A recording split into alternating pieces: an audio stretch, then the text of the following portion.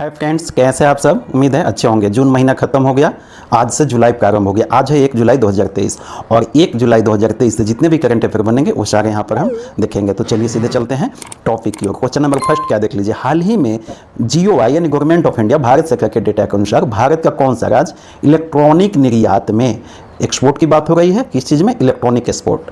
कौन से राज्य टॉप पे रहा? कर्नाटक, तमिलनाडु, महाराष्ट्र, उत्तर प्रदेश। और उत्तर क्या है? बी, तमिलनाडु टॉप पे रहा है। यहाँ पर देख लीजिए, तमिलनाडु टॉप पे रहा है। तमिलनाडु के बाद कौन है? तमिलनाडु फॉलोड बाय उत्तर प्रदेश फिर आया है सेकंड प्लेस पे। इतना एक्सपोर्ट कितना? 4.9 बिलियन का। इसके बाद कर्नाटक आया है थर्ड प्लेस पे। कितना एक्सपोर्ट किया है? 4.52 USD यानी यूनाइटेड स्टेट डॉलर। डॉलर की बात हो रही है। ये तमिलनाडु जो है फर्स्ट टाइम आया है टॉप पे, ठीक है। 2022 कर्नाटक टॉप पे आया। फाइनेंशियल 2022-23 की यह डाटा है, मतलब कि अप्रैल 2022 से मार्च 2023 तक का डेटा होता है, ठीक है। फाइनेंशियल ईयर लिया जाता है कोई भी चीज़ में इस सब मामलों में। तो यहाँ पे टॉप पे कर्नाटक हुआ। उसके बाद उत्तर प्रदेश देखिए है कितना, 3.77 बिलियन डॉलर का एक्सपोर्ट। इसके बाद महाराष्ट्र है, महाराष्ट्र टॉप पे रहा है, ठीक है। देखिए तमिलनाडु का लक्ष्य क्या है?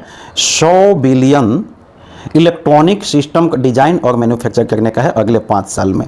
तो जाहिर सी बात है कि ये जब इसका टारगेट है तो अब टॉप पे आना ही आना है, ठीक है। चलें क्वेश्चन नंबर 2। हाल ही में कहाँ हेमिस सीचू त्यौहार मनाया गया? लेह, शिमला, मणिपुर, ऋषिकेश। क्या होगा? उत्तरी लेह में मनाया गया, ठीक है।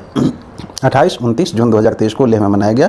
फेस्टिवल के बारे में देख लीजिए, ज़्यादा जरूरी नहीं है, बस यही था कि हेमिस टिश्यू आप ध्यान रखेंगे कहाँ मनाया गया, तो लेह में मनाया गया। Question number 3। हाल ही में किसे global icon of the year award 2023 से सम्मानित किया गया? सचिन तेंदुलकर, महेंद्र सिंह धोनी, मैरी कॉम या नन ऑफ द एबव? उत्तर क्या होगा? Mary com. मैरी कॉम मुक्केबाज। तो इन्हीं को दिया गया है। और एक और व्यक्ति को दिया गया है, शेखर कपूर। जानते हैं शेखर कपूर को आप?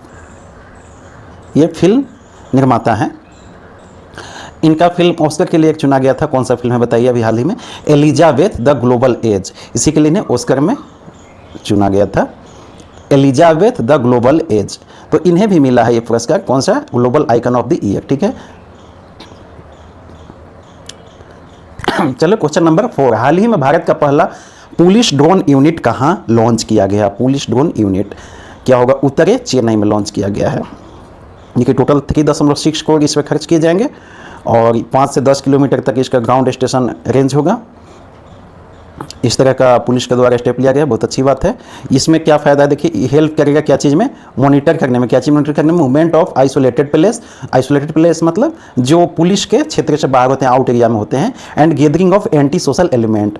एंटी सोशल मतलब असामाजिक तत्वों का जो गैदरिंग होता है उसमें ये उनको सुविधा देगा, ठीक है।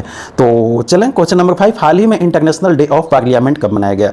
डेमोक्रेसी का बहुत बड़ा मंदिर होता है पार्लियामेंट, तो इंटरनेशनल डे ऑफ पार्लियामेंट कब मनाया गया बताइए?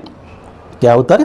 30 जून को मनाया गया। कौन मनाता है? यूनाइटेड नेशन मनाता है। यूनाइटेड नेशन द्वारा मनाया जाता है। देखिए इंटर पार्लियामेंट्री यूनियन भी का स्थापना 30 जून 1889 को हुआ था और इसीलिए 30 जून को ये मनाया जाता है, ठीक है। और थीम थोड़ा सा देख लीजिए क्या है। थीम देखिए यहाँ पे क्या? पार्लियामेंट्री फॉर द प्लानेट, ये थीम है इस बार का। तो थीम आप याद रखेंगे, कभी कभी एग्जाम में थीम पूछ लिए जाते हैं। चले आगे क्वेश्चन नंबर 6। हाल ही में अमरोहा ढोलक को GI टैग दिया गया है। यह ढोलक जो है किस राज्य से संबंधित है आपको बताना है? झारखंड, बिहार, उत्तर प्रदेश, महाराष्ट्र। क्या होगा उत्तर? सी, उत्तर प्रदेश से संबंधित है। देखिए इसके साथ साथ टोटल 7 प्रोडक्ट्स को GI टैग दिया गया। देखिए GI टैग देता कौन है? ये तमिलनाडु चेन्नई में ऑफिस है, जियोग्राफिकल इंडिकेशन रजिस्ट्री, ये ऑफिस है। ये किस मिनिस्ट्री के अंदर आता है? कॉमर्स एंड इंडस्ट्री मिनिस्ट्री के आता है, अंतर्गत में ही आता है ऑफिस, जियोग्राफिकल इंडिकेशन रजिस्ट्री। तो यही GI टैग देता है। GI टैग क्यों दिया जाता है? किसी भी वस्तु को उस क्षेत्र की पहचान दिलाने के लिए। इससे उसके बेनिफिट क्या होते हैं? बेनिफिट होते हैं कि वो एक वस्तु का ब्रांड बन जाता है, ठीक है। तो आप सभी जानते हैं सबसे पहला GI टैग किसे दिया गया था बताइए हमें? कौन सी चाय को दिया गया था? कहाँ की चाय फेमस है आप बताइएगा हमें कमेंट बॉक्स में, ठीक है। तो टोटल ये 7 चीज़ों को GI टैग दिया गया। ये सभी 7 चीज़ उत्तर प्रदेश के हैं। क्या है आप देख लीजिए एक बार। अमरोहा ढोलक है, कालपी हैंडमेड पेपर है, और बागपत होम फर्निशिंग्स है, और बाराबंकी हैंडलूम प्रोडक्ट है, बाराबंकी जिला उत्तर प्रदेश में। महोबा गौरा पत्थर हैस्टल शिल्प है, और मैनपुरी तरकसी है और सिंबल हॉर्न क्राफ्ट है। तो ये 7 चीज़ों को दिया गया है। अच्छा एक चीज़ और है, ये 7 चीज़ को अब ऐड कर दें तो टोटल यूपी में कितने चीज़ों को जीआई टैग मिल चुका अभी तक? 52, ये भी याद रखिएगा। अब ये 52 हो गए। 52 प्रोडक्ट्स यूपी के ऐसे हैं जो जीआई टैग जिसे मिल चुके हैं। ये अभी 7 जो हुए उसे लेकर। चलिए क्वेश्चन नंबर 7, हाल ही में वर्ल्ड इकोनॉमिक फोरम द्वारा जारी एनर्जी ट्रांजैक्शन इंडेक्स में कौन सा देश टॉप पे रहा? Bharat, Sweden, Denmark, England. क्या होगा उत्तर बताइए आप? बी, स्वीडन टॉप पे रहा है एनर्जी ट्रांजैक्शन इंडेक्स। ठीक है, ट्रांजैक्शन मतलब यदि एनर्जी का आप ट्रांजैक्शन का मतलब ये हुआ कि ग्रीन एनर्जी की तरफ ट्रांजैक्शन करने का प्लान है। सेफ एनर्जी है ग्रीन एनर्जी, जैसे कि सोलर एनर्जी, तो उसमें कौन देश एनर्जी पे शिफ्ट हो रहा है कितने जल्दीबाजी में, मतलब कितना वो उसमें स्टेप ले रहा है, तो उसी का इंडेक्स जारी किया जाएगा। उसमें कौन सा टॉप पे आया है? स्वीडन टॉप पे आया है। अच्छा एक ग्लोबल कॉम्पिटिटिव इंडेक्स हाल ही में जारी किया गया था, उसमें भारत कितना नंबर पे आया था? 40 नंबर पे। और उसमें टॉप पे कौन आया था? ये डेनमार्क टॉप पे आया था। ठीक है, तो ये भी आप याद रख लीजिएगा। 120 कंट्री का टोटल लिस्ट जारी किया गया है। ठीक है, और इसमें स्वीडन टॉप पे आया है, इसके बाद डेनमार्क के दूसरे स्थान पे फिर नॉर्वे है। ये सब स्कैंडिनेवियाई देश है, स्कैंडिनेविया। चलो क्वेश्चन नंबर 8, हाल ही में किस देश ने मिसाइल के नई तकनीक हाइपरसोनिक ग्लाइड व्हीकल VMAX का सफलतापूर्वक परीक्षण किया? भारत, रूस, यूएसए, फ्रांस। क्या होगा उत्तर? डी, फ्रांस ने। देख लीजिए ये जो है 5 मैक का, इसमें प्रति किलोमीटर आवर स्पीड होगा, मतलब 6000 किलोमीटर प्रति आवर इसका स्पीड होगा। ठीक है, तो ये आप देख लीजिए एंटी एयर मिसाइल है या, और इसमें आप देखना चाहें अपने हिसाब से देख लीजिए, लेकिन ये आप जरूर याद रखिएगा कि VMAX हाइपरसोनिक टाइप का एक तकनीक है।